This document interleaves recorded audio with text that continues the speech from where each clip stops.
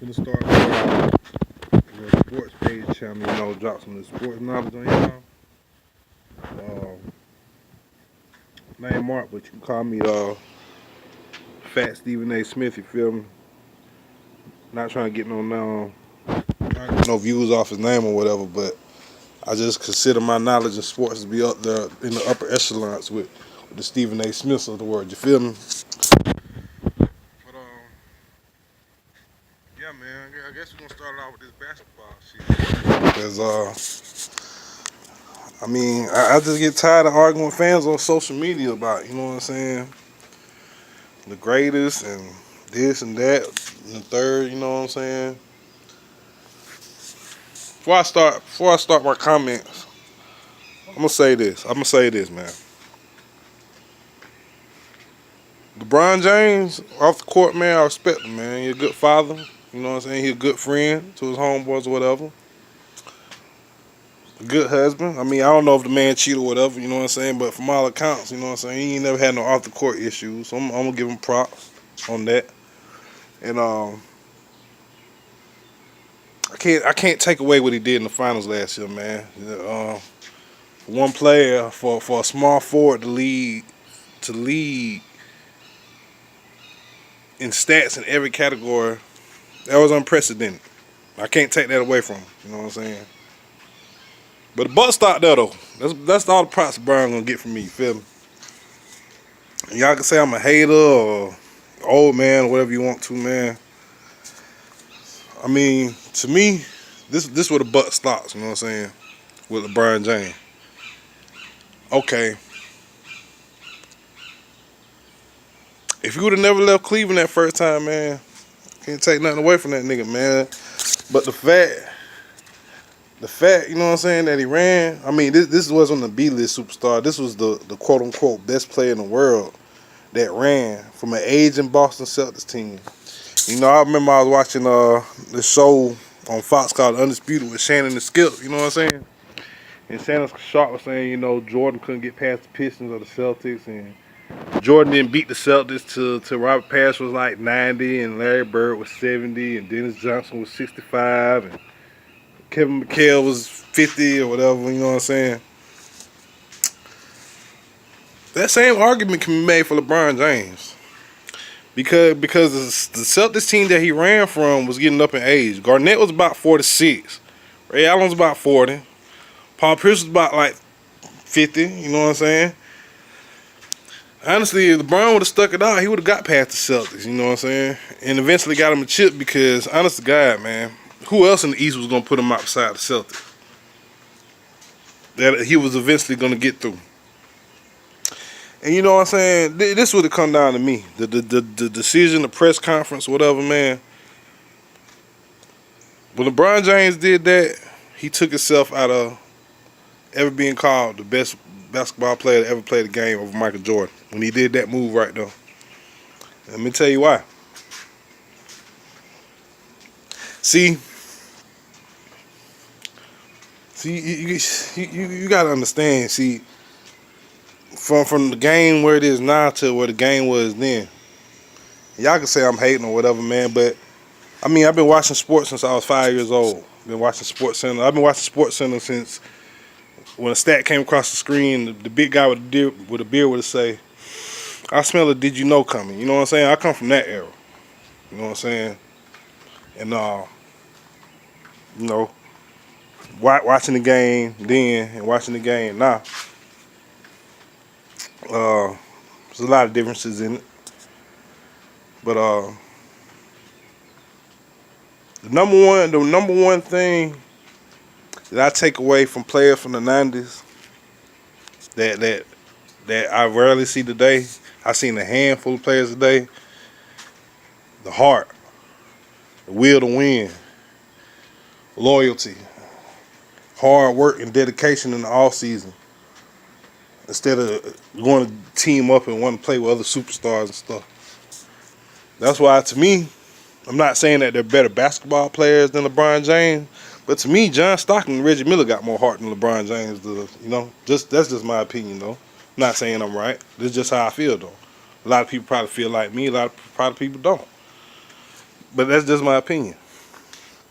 And see, this is where the thing comes in. See, this is where the mentally strong part comes into the equation. See, it would have been one thing. See, I wouldn't have had no issue with LeBron did if Chris Bosh and Dwayne Wade came to Cleveland and played with LeBron and them being Cavaliers. See, that's a whole other story then. But when he left and they did a press conference and they wanted to get on stage, we're gonna win not one, not two, not three, not four, and they did all that.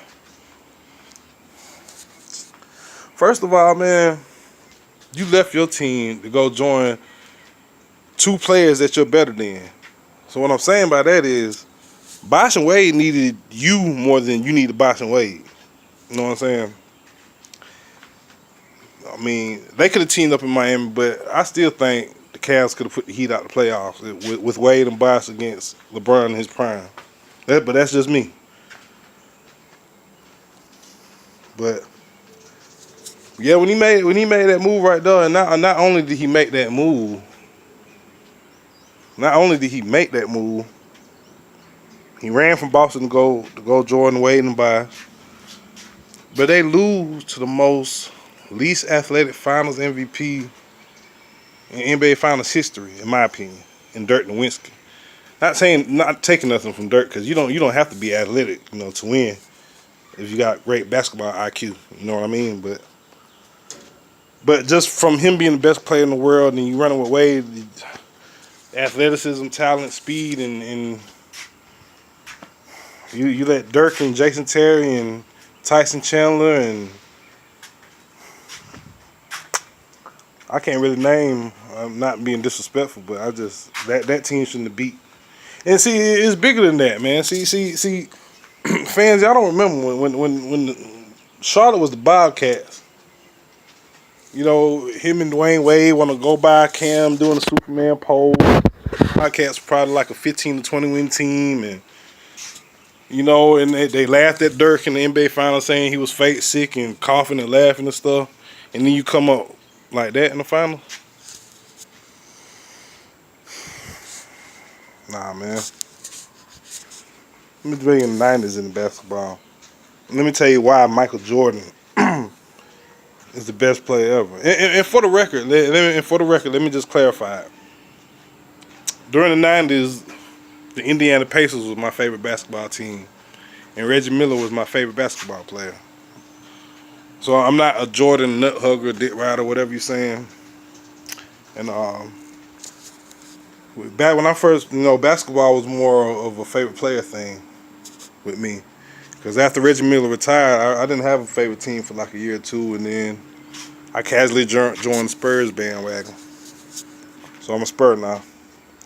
But anyway, let me go back to the point where I was saying why Michael Jordan is the best player that I've seen.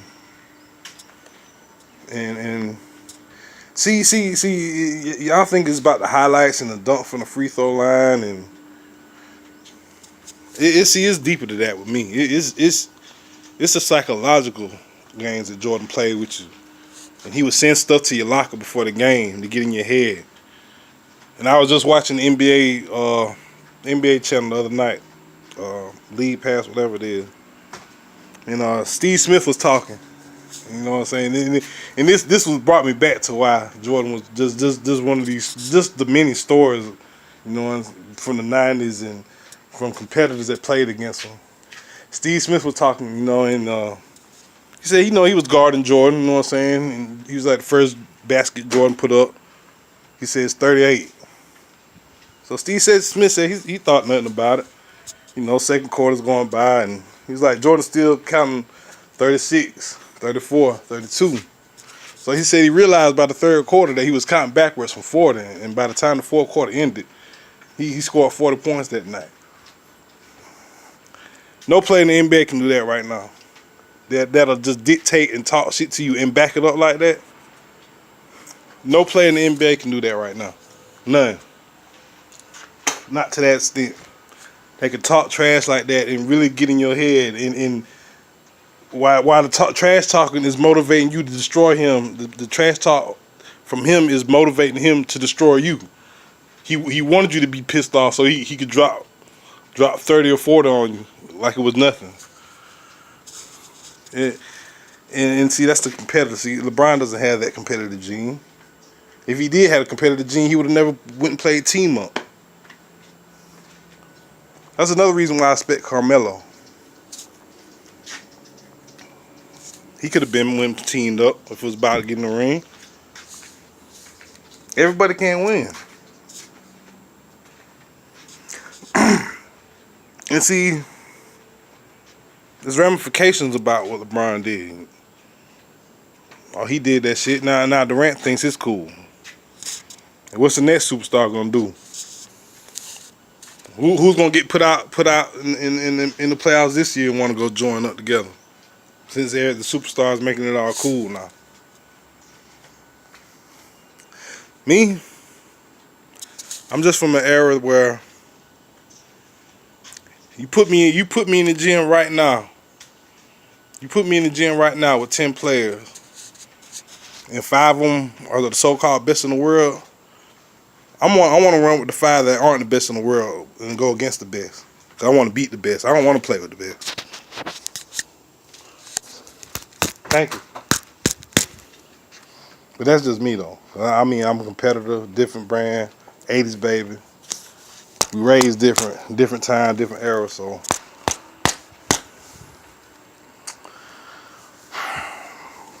these players today, man. Players today are soft, man. Like really soft, man. The stuff they call flagrant fouls now. Stuff they call flagrant fouls now, it would have been a side out in the 90s. I thought nothing about it.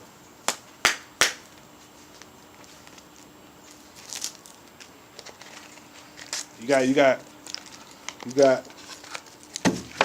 just off the top of my head,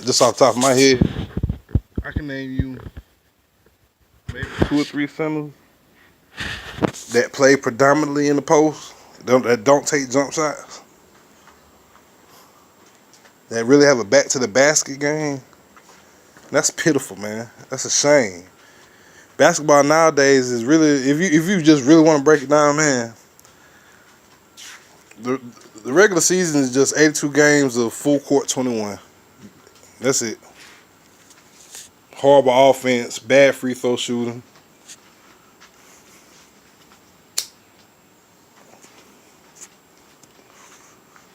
Culture ain't the same no more. That's all basketball is now. Maybe to the finals you get to see little offensive sets ran. And you actually see teams get to play half court basketball. But yeah, man, like that's all 21 is now. It's just a bunch of players out there playing 21, shooting jump shots. That's it.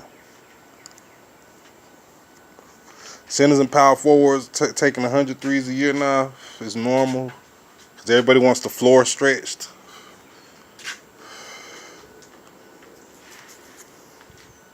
It's crazy, man.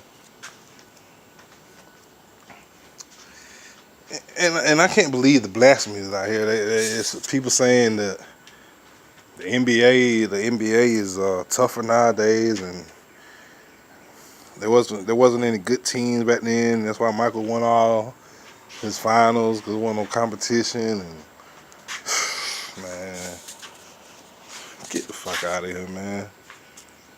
Get out of here, man.